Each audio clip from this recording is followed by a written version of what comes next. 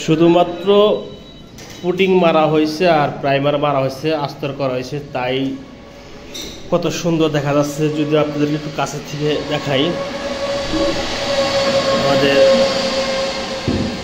ফিনিশিংগুলা পেন্টের, এটা কিন্তু এখনও ফাইনাল পেন্ট করা হয় নাই, শুধুমাত্র আস্তর করা হয়েছে, প্রাইমার মারা হয়েছে। তাই যদি ফিনিশিং দেখেন, দেখলে বুঝতে পারবেন কতটা মিশিং। এই দেখেন, এই যে এইসব যে এইগুলো আছে, এগুলো এখন আমরা এই শীষ কাগজ দিয়ে ঘষে পুরো ফিনিশিং দিয়ে, এরপর এসে আমরা এটা যে ফাইনাল কোট আছে ব্ল্যাক কালার, সেটা করব।